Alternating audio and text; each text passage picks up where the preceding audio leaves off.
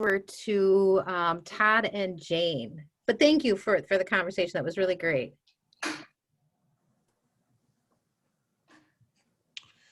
Hello, everyone. Thank you.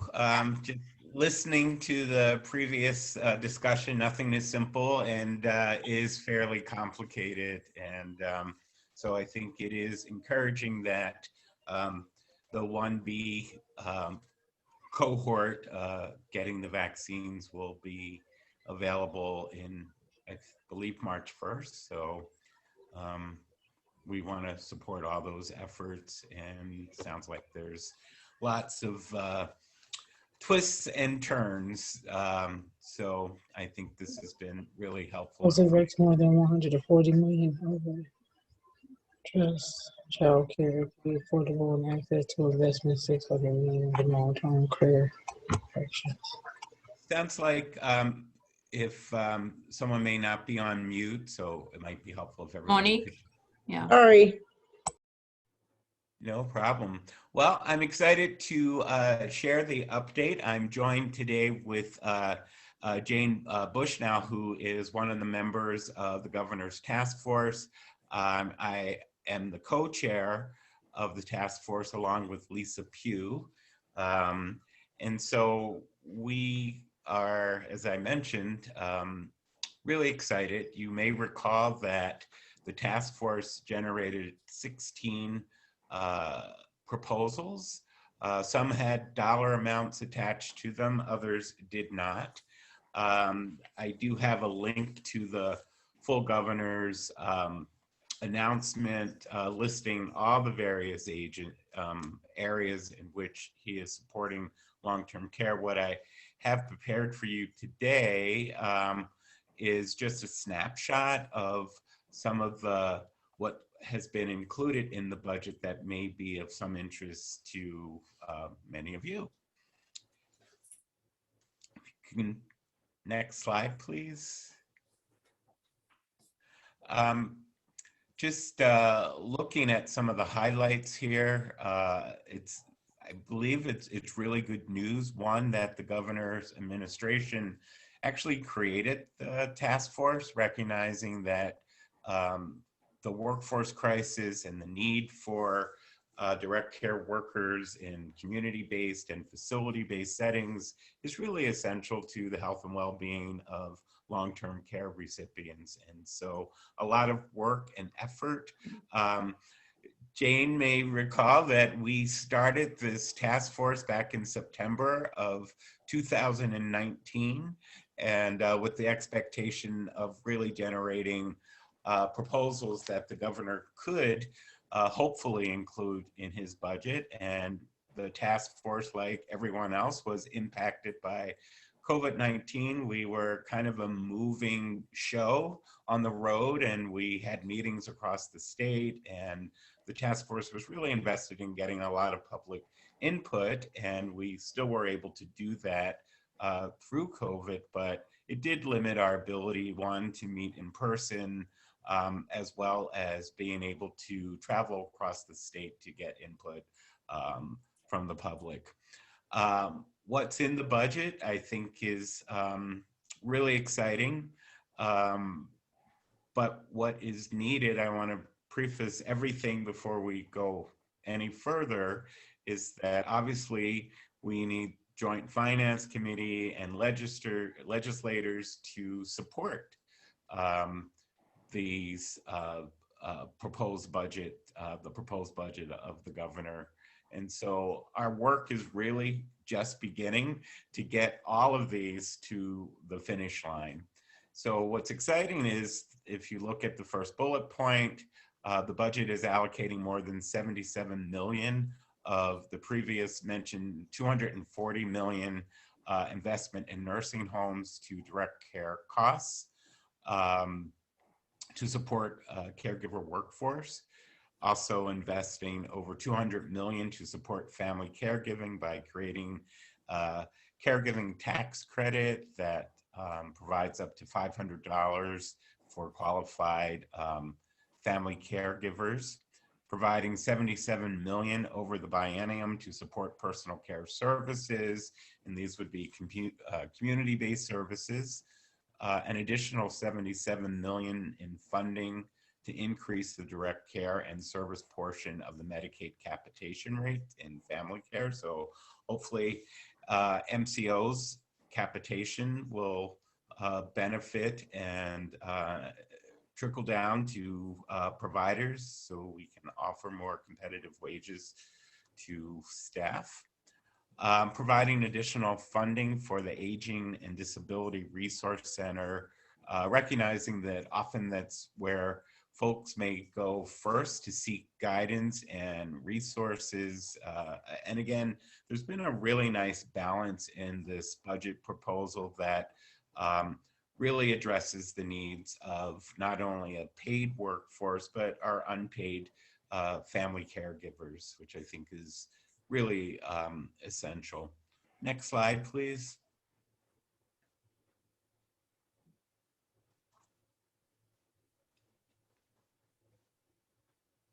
Can we just advance to the next slide? Great. Directing DHS to develop a statewide minimum rate band that establishes equitable and sustainable rates for home and community-based long-term care supports. This is really important in the sense that, well, all of them are really important, but it's really looking at how the rates have been calculated. And historically, it's been more of a look back, looking at aged data, and what we're hoping that this will allow is more concurrent actual data that captures the true experience. And so as you look at rate settings based on 2-year or 3-year-old data, it doesn't really reflect the actual cost of providing those services today. So we're also very pleased that this was included in the budget. Providing additional funding to support the Office of Caregiver Quality. We did not want this issue to just fade in the background, and so we had asked DHS, how can we keep this in the forefront, recognizing that this is a very bipartisan issue. I think it impacts everyone's lives. And so as we all understand that the need for these services will only increase over time as our population continues to age, and thankfully people with chronic health conditions and disabilities are living longer. And so having a fixed structure that has a dedicated focus, just looking specifically at caregiver quality, is a really good step. Next slide, please.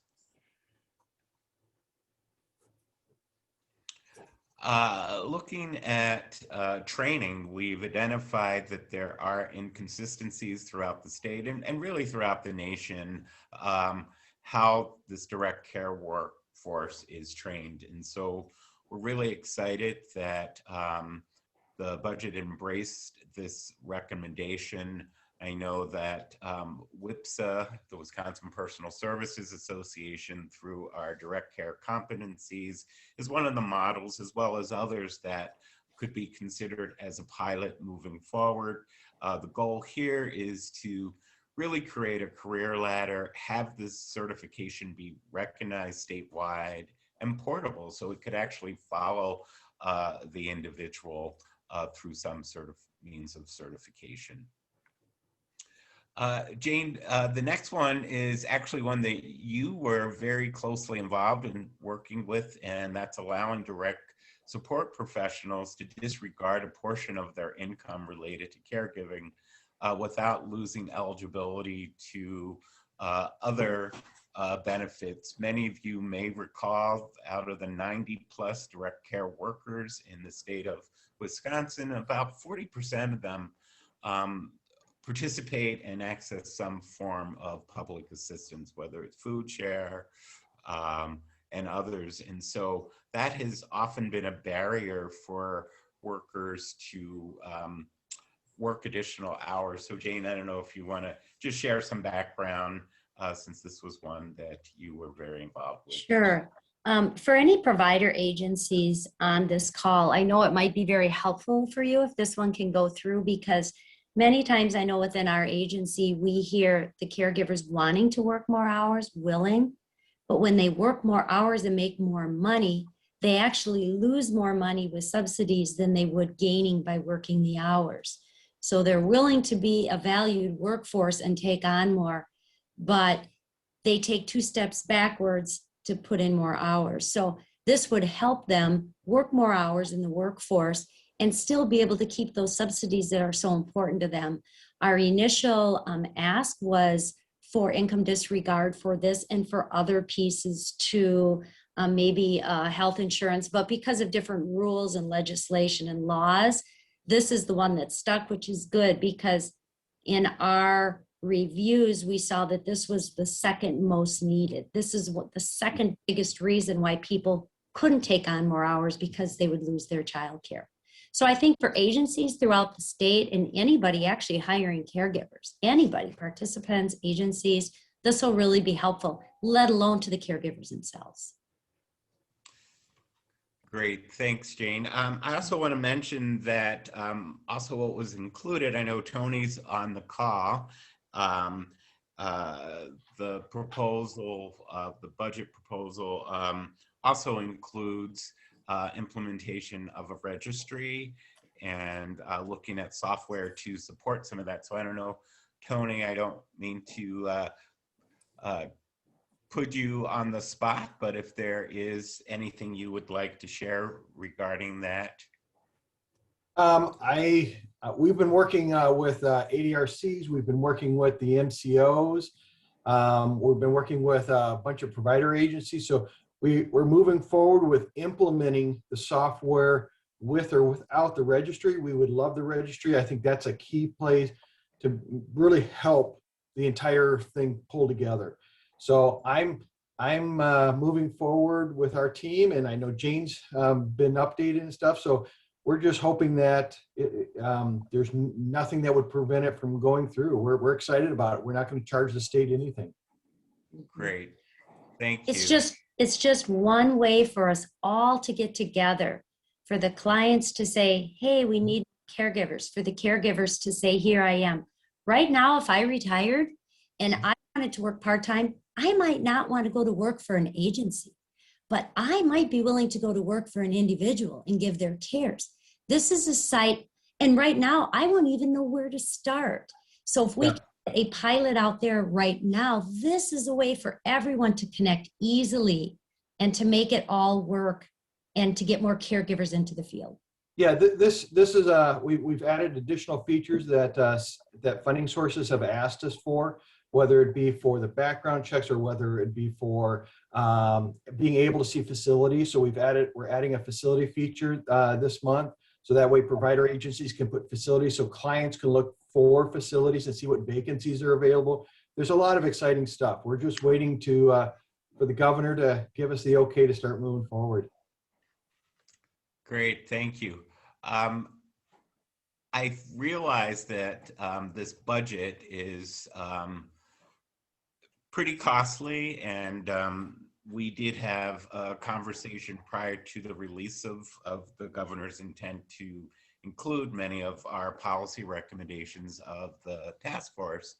And one of the other pieces that was included is Medicaid expansion. And so Medicaid expansion, if we can receive the federal dollars, it would certainly help to underwrite the costs of many of these proposed items. And so there's a lot of heavy lifting to do now.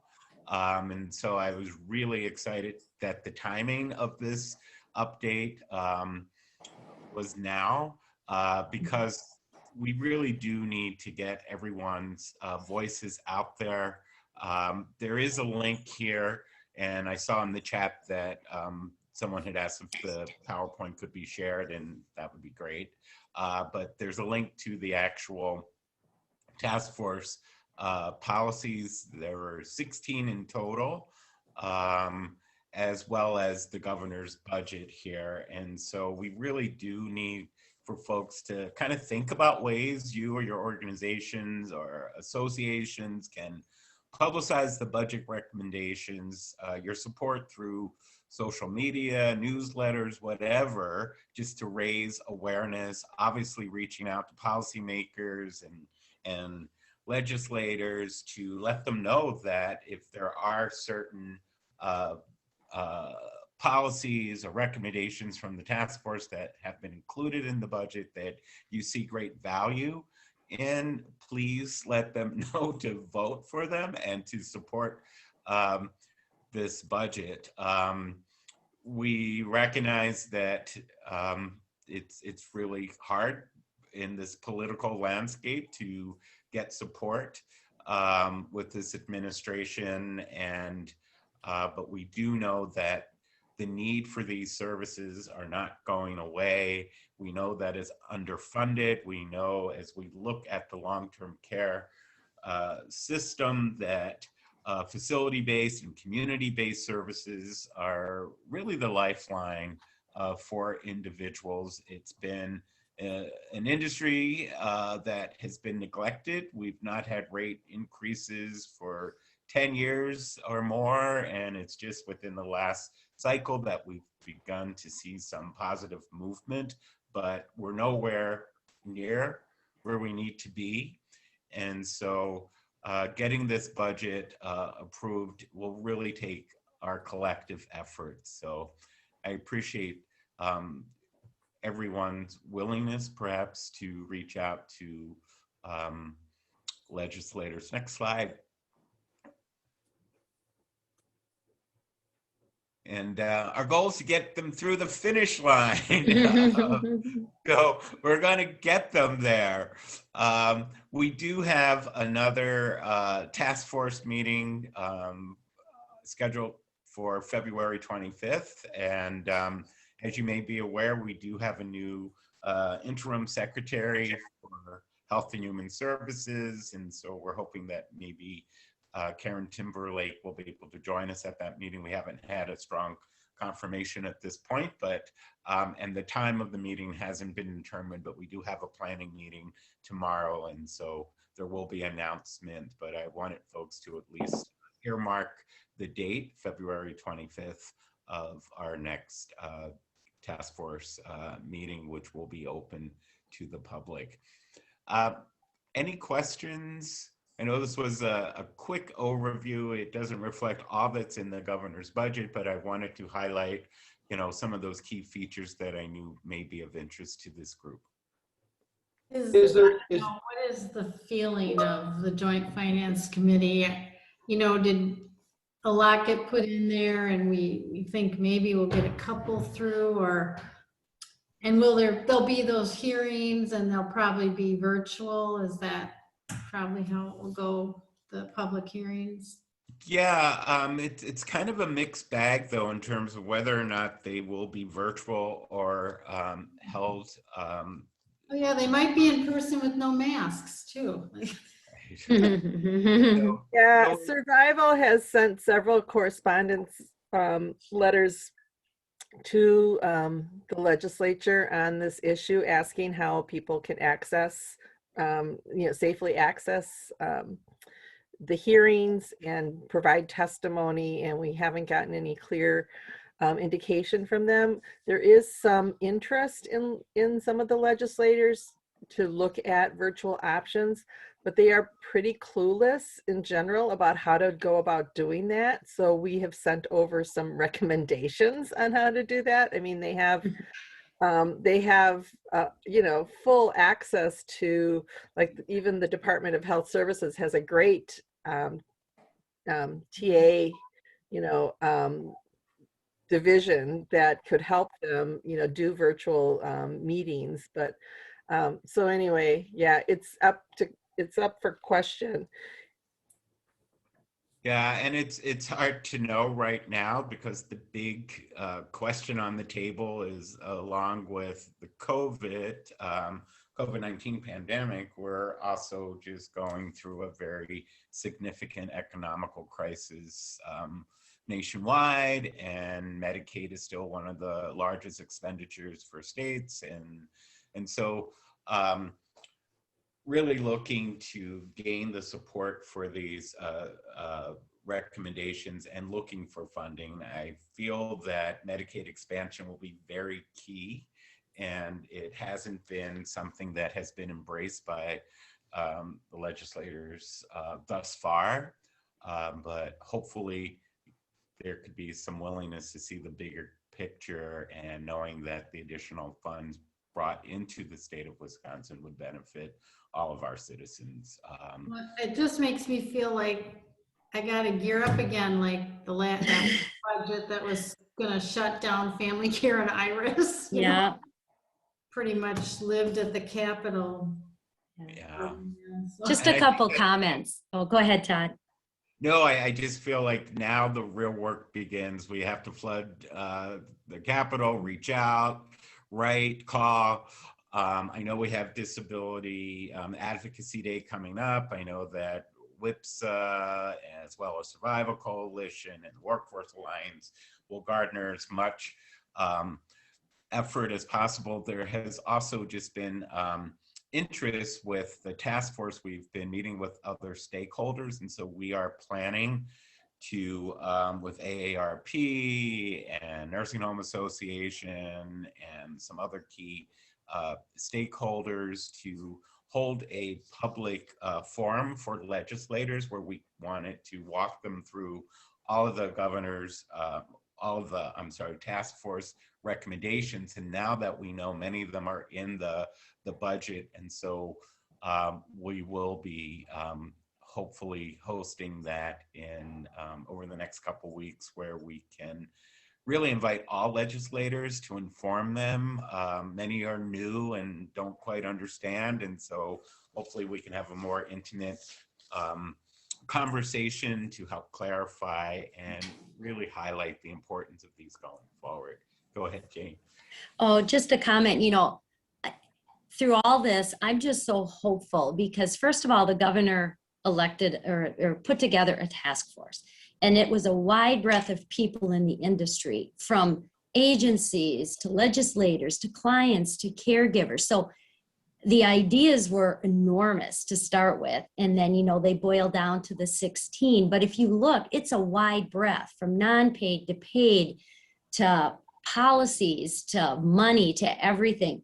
And then to see how many at least he put in his budget, I think is very hopeful. Now, which ones go through, I know it's another story, but like Todd said, now it's up to us. One thing I would like to see, and I'm hoping maybe we can talk about this in our next board meeting, is which policies or proposals that the governor put forth for caregivers, because that's who we are, right? We're advocacy, is what can we make a stand on and maybe put a position paper in on that really will affect the caregivers in the industry. Because I think this is where our alliance should shine as far as what are we going to do to help move it forward. Like Todd said, there's a lot of heavy lifting now to do to get a lot of these to the finish line. So how can we help with that? And I'm happy to be any part of it I can be to do that.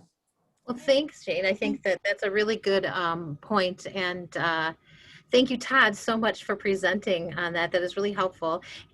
Just to make sure, Sarah, we'll be able to get that PowerPoint presentation out to everybody. Is that Yes, I have it, so I can send it out. And we are recording right now.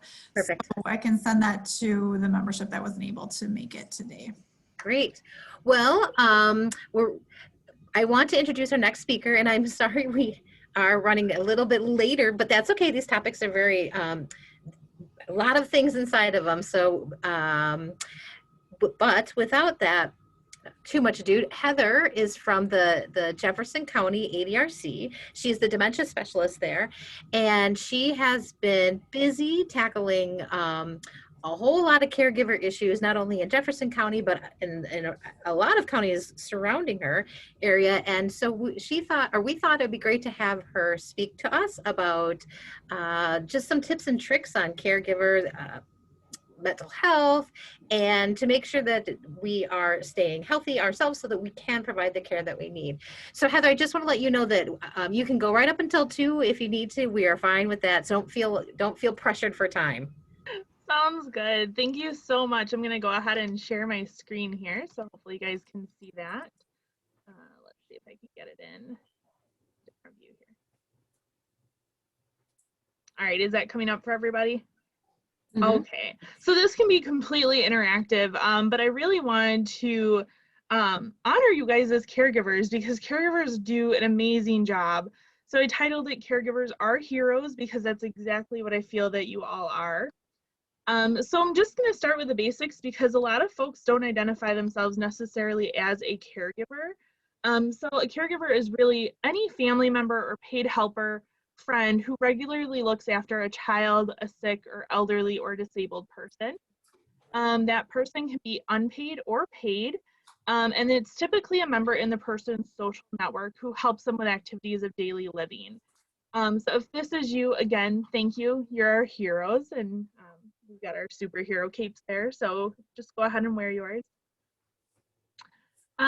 Superheroes, caregivers, you guys are strong individuals. You're independent oftentimes, determined to get the job done. 34.2 million of our caregivers are caring for someone 50 years of age or older. That's an old stat. That's a 2015 statistic, so I know that that number has easily doubled since then. But oftentimes our caregivers are unpaid, as kind of mentioned earlier. They're working 24 hours a day with no breaks sometimes. Maybe they're working full time and then coming home to caregive. And then it's just that cycle. We're seeing high demands and high stress levels. On top of COVID, it's even increased. Our caregivers are having difficult times getting away from their caregiving duties. We have that sandwich generation. So maybe I'm caregiving for my mom and dad who have chronic conditions, but maybe I also have young children at home, and maybe my spouse has a disability. So we're really kind of seeing a lot more caregivers in that sandwich generation. Approximately 75% of all caregivers are females, and that doesn't come too much as a surprise. We kind of have that in our DNA to care for people. A lot of our caregivers are really uncertain about available resources, and so that's oftentimes why I do these meetings, is to help people learn about the resources. We don't want to ask for help, so we don't want to burden other people. I often hear, you know, everybody else is so busy, they don't have time. I don't want to burden them by asking. They have fear right now of having people in their homes, which you guys are probably noticing, not wanting to have those in-home health agencies come in that were coming in before. Right now with COVID, they're having the inability to send people to the day programs that they were going to, the respite programs, getting that relief during the day. And so you as caregivers are survivors. So give yourself a pat on the back. You've survived at least, you know, I think we're 11 months in, 12 months in now. So thank you all for the work that you do.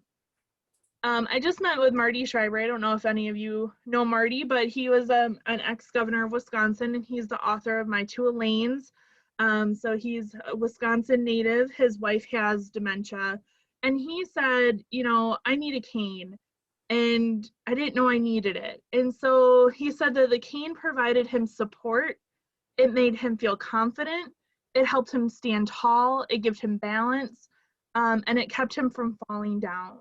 And so who's your cane? Who are the people in your circle, in your support network, who act as your cane, or who should be acting as your cane? So that can be anybody in your psychological network. So if it's a neighbor, if it's a pastor, if it's a friend, you know, you have to figure out who those people are that are going to lift you up and support you. So I just loved when Marty gave that analogy about the cane. Such a common thing we can think of and relate to. So these are just some statistics, and for sake of time, I'm not going to go through all these, but I will also give Sarah and Carrie my PowerPoint to share out. So again, 34% of our caregivers are 65 and up, and our higher hour caregivers, those caregiving for frequent hours during the day, are on average about 51 and a half years. So I want you guys to take a caregiver pledge, and you can raise your hand. You don't have to, but these are things that I really want you to think about as caregivers. So you can just kind of repeat after me. I will understand that I cannot care for anyone else if I don't care for myself. I will remember that the only person I can change is myself. I will find opportunities to laugh daily. I will get away from caregiver duties on a regular basis, even if it's just to walk around the block. I'll visit a support group, and right now they're virtual, so you can attend them anywhere. Or I will talk with a friend, call a family member, or attend a workshop. I'll learn as much as I can about the diagnosis. I will say yes when people offer to help. I will use community resources, and if I don't know them, I will ask for help finding them. And I will remember that I am loved and appreciated, even when not told. So as caregivers, there's a lot of feelings that you may be feeling.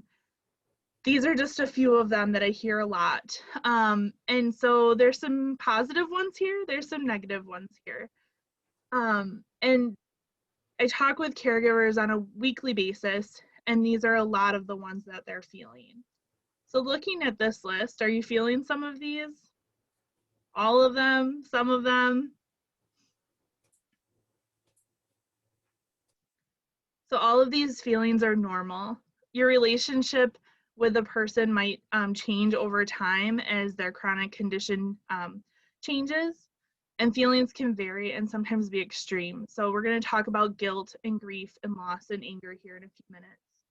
But again, these complex emotions are really normal. And a lot of our caregivers feel very alone in feeling these, and I promise you that all caregivers are feeling a lot of these things too. So right now with our new normal, we're all coping the best we know how, and that can look different person to person. So if you don't feel guilty, grief, loss, or anger, it's okay too. So our number one feeling for caregivers are that they're feeling isolated, especially during the time of COVID. All those supports that they may have had are potentially gone at this point. So we're feeling isolated, and that can have a really adverse effect on our mental health, physical and emotional health. So we really encourage you as caregivers to call a friend or family to stay connected with other people. And out of California, they actually have a friendship line.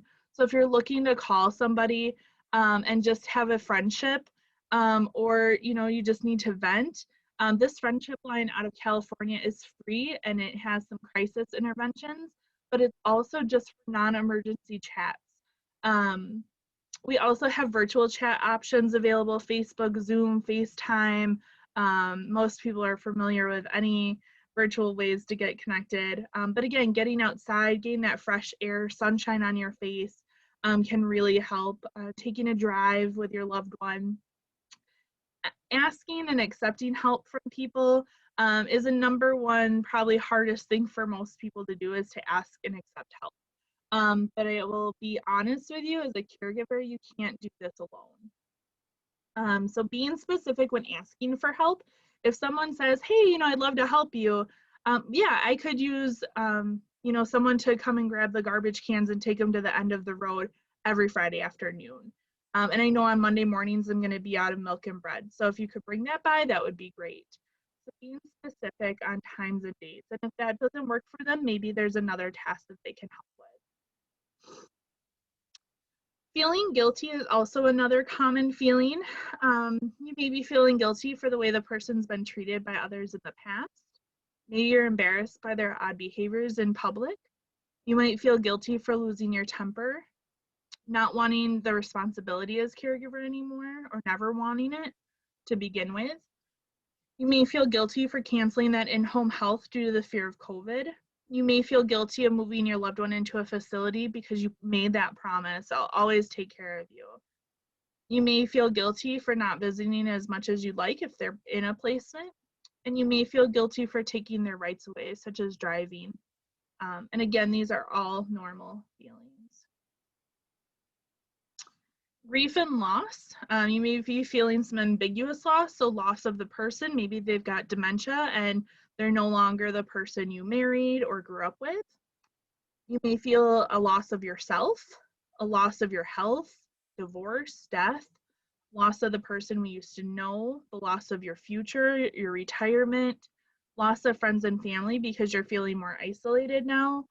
And maybe they've isolated away from you because they don't know how to handle the situation. And grief is individual. And again, it might not always become easier with time. And there's some fabulous grief counselors in the areas. And I know that there's a lot of grief support groups. So if you need to get connected, we'll talk about that here shortly. So anger, again, is a common feeling as well. It's natural to feel frustrated and angry at the situation. It's normal to get angry at the person you're caring for when things aren't going exactly how you want them to. You may be angry at the diagnosis or at the person for their difficult behaviors. I asked you 5 times to get your coat on and you haven't got it on yet. What's going on? You might be angry at support services. Maybe they're not giving you the benefits that you think you deserve. And you just might be angry at the situation in general. And so I just have a little disclaimer here that sometimes you might feel like shaking, pushing, hitting, or hurting the person with a diagnosis. And feelings of distress, frustration, guilt, and exhaustion and annoyance are common. But if you feel like you could lose control, please reach out and ask for help. So that can be a doctor, a counselor, that crisis line I mentioned earlier. Otherwise, every county has an intake and adult protective service that you can contact, and the Alzheimer's Association also has trained staff on the other line of their 24-hour helpline. So a few things that you can do when you're having those feelings is that you can name your feelings. The number one thing to help you cope is to put a name to that feeling. Allow yourself to really feel it. So crying can be therapeutic, yelling into a pillow, taking a walk, getting outside. Sharing your pain, sometimes when you talk about it, it can help diminish it or decrease it. It can help to journal or keep a gratitude journal. So maybe you want to write all of the venting and anger down, or maybe you want to think about what are the positives in my day. Try and let go of that resentment. Some people find comfort in prayer, meditation, mindfulness, or other activities. And again, take some you time. And there's just some examples there. And not all of those examples are going to benefit everybody. You know what you find joy in. Be kind to yourself. Don't be so hard on yourself. You're doing the best you can. Learn to laugh again and find joy, and give yourself grace. So I want you to make sure that you're taking some good care of yourself. And these are just a few ways, again, identifying and reducing your stress, being kind to yourself, practicing some deep breathing, relaxation, exercise, yoga, tai chi, meditation, I should say meditation, and deep relaxation can help. Eating well and trying to get a good amount of sleep, 7 to 9 hours. And I know that that can be hard if you're caring for someone who isn't sleeping. Doing something that you enjoy and remaining socially connected are very important things for you to do. So in Jefferson County and actually around the world, there are memory cafes.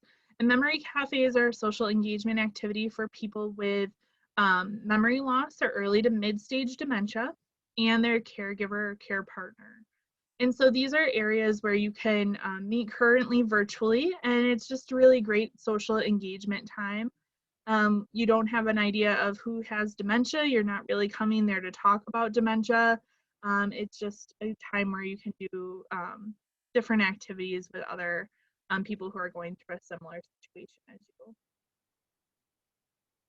So there is a Memory Cafe directory. It's called memorycafedirectory.com, and you can find any of the local memory cafes in your area.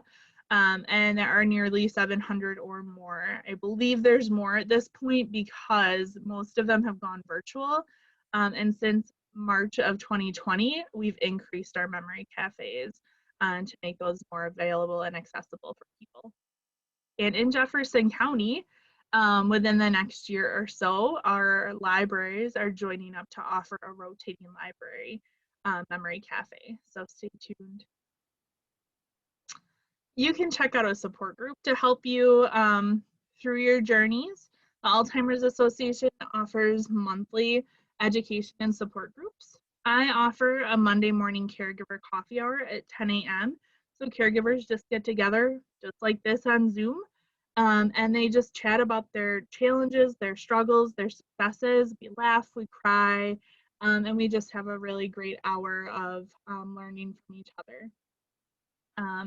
Like I said earlier, there are grief support groups, and one that I know of is through Rainbow Hospice. They meet the first and third Mondays. And again, that's virtual through Zoom. And currently, due to COVID, a lot of our support groups that meet in person aren't currently meeting, but they are listed here. And if you don't want to go to a support group on your own, let me know and I'll come with you. Here's just a little bit again about Monday morning caregiver coffee hour. I think I touched base on all of that. Becoming an advocate, I really was glad that Todd and Jane were here to talk about the task force, because we also want to encourage you to advocate for yourself, for your current situation. And so we do have multiple coalitions around our county that encourage dementia awareness and reducing stigmatism. So you're more than welcome to join any or all of our coalitions. And then we also have Wisconsin State Advocacy Days, which will be virtual this year for aging on March 22nd and 24th. And that can be found on the Alzheimer's Association website. And then AIM is also an advocacy program through the Alzheimer's Association as well. So their link is here as well to speak up and speak with legislatures and get the word out why, you know, caregiving and care is so important. So again, we've just got, you know, trying something new. If you're looking to provide care for yourself, these are just a few ideas, but we'll keep going here. So I do offer a 6-week Powerful Tools for Caregivers class. We're currently in the middle of one right now. Our next one will be in May. But this is a caregiver workshop for caregivers to learn how to take better care of themselves. You'll learn about family meetings. You'll learn about how to make action plans weekly. You'll talk about how to use I statements instead of you statements. Just learning different communication skills and how to have those challenging conversations with family members. And so this is just a really great program for caregivers who are in the middle of their journey or just starting out and just needs a little bit more support. I also offer Dementia Live, which is a simulation program. So evidence-based means that there's been a lot of research behind this that shows that it works.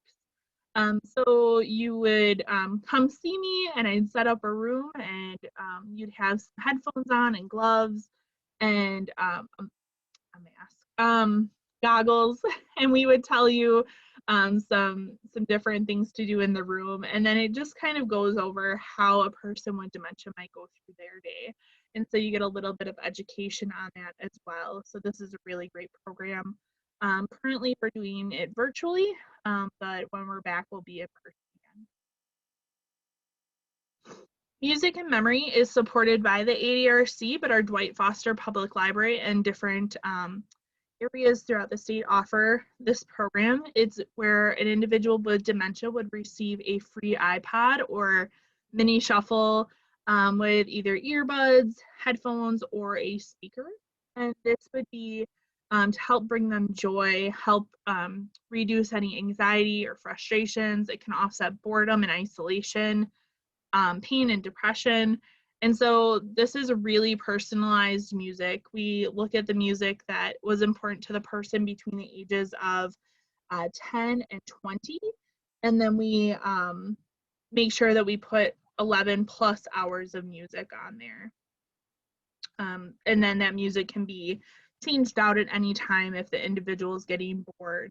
But there is a great video online. If you look up Music and Memory and Henry, Henry is a man in a nursing facility and he is just a very quiet man.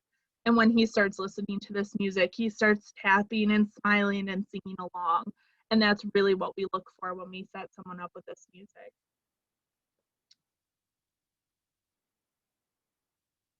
So we are offering book clubs, which was new last year. So we are doing dementia books. So if that's something that you're interested in, we're currently in the middle of Loving Someone Who Has Dementia. And I believe our next one is Mom's Gone Missing by Suzanne Marshall. And this is just, again, a way to get caregivers together to learn and educate, but also bring caregivers together as a group. And in 2021, we decided that we were going to offer different topics of that aren't really discussed in other webinars. And so in January, we talked about isolation, and tomorrow we're talking about intimacy and relationship changes. So there's still time to register. The link is there. But you can register for one, or you can register for all, or a few that you find interesting. And I will be talking on a couple of these, I believe July and November. I also put out a quarterly caregiver newsletter, which can be found on our ADRC website. Just a couple, we talked about most of the supports. And then giving yourself permission to laugh, permission to be okay, permission to fall apart at times, permission to go do things that are fun, to accept help, and to ask for others for help. And I know a lot of people say, I can't do it because I took these vows. But in sickness and in health doesn't mean I won't do it without help. It's okay to not go on this journey alone. So if you took those vows, it didn't mean that you can't ask for help or place them where you need to get them the help that they need. But give yourself permission that these things are okay. Because we're running a little short on time, I think I'll go ahead and stop sharing and open it up for questions. Heather, are these programs, for example, the book club, statewide, or is it limited to only if you live in Jefferson County? So they are statewide. Right now, because we're virtual, we're opening it up to anyone. We're just making sure we refer people back to their ADRCs if they need it. Yeah. And if I'm a caregiver or a staff person of, say, an agency, does that still qualify me to participate in some, like the book club? Yep. So right now I've got a social worker from one of our hospice programs, and I've got someone from a dementia-friendly community who isn't a caregiver. But absolutely, if you want to come and learn and get more information and be part of these great communities, absolutely, you are welcome. I wouldn't deter anyone from being part of them. I love the presentation. Is there any way I can get a copy of the PowerPoint? Yes, sir. I will get Sarah and Carrie a copy and they can distribute that. Awesome. Yep, there's a lot of good links in there, so you might want to refer back to some of those. That's what I was hoping. Yeah. And for a shorter time, I just skipped through a couple slides, but for the most part, you got all the good stuff. Well, thank you so much for having me. I really appreciate being here with you guys today, and hopefully I'll be back in the future. You know, I have one more question, Heather. Heather, for you. Oh, sure. So, and this kind of is Tony. Heather is a wealth of resources. She sends out a lot of information weekly about what's going on across the state. Would that be, Heather, if some folks wanted to get on your email distribution list to learn about all the resources, is that something you'd be comfortable with doing? Oh, yeah. If you want to send me a list of everybody who would be interested, I can throw you guys on. Yep. We do also reshare your information a lot on the Alliance blasts that we do. So thank you. I appreciate that. The more I feel like it can get out and reach more people, there's so many people that I don't know who's caregiving or who it's going to benefit. And a lot of people don't reach out until it's, crisis time. And so I really appreciate any sharing that you could do. And we do have a Facebook page. It's called Jefferson County WI Gov. And that also shares a lot of my information as well. So you can find a lot of information there, our website. But I send out a lot of emails with information that hopefully is helping somebody. Great, thank you.